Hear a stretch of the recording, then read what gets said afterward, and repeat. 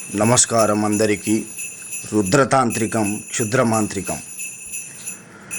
భూత ప్రేత పిశాచాలతో శ్మశాన ఆత్మల్ని దిగ్బంధన ఆకర్షణ చేసుకొని ధూపదీప నైవేద్యాలతో రక్తంతో తర్పణం చేసి మీ యొక్క శత్రువుల ఒంటి మీదకు పంపించి రక్తం కక్కుకొని చచ్చేలా కానీ, కాళ్ళు చేతులు పడి మంచాన పడేటట్లు కానీ, యాక్సిడెంట్లో చనిపోవడం కానీ, మీరు ఏ విధంగా అయితే కోరుకోబడతారో ఆ విధంగా చేసి పెడతాము.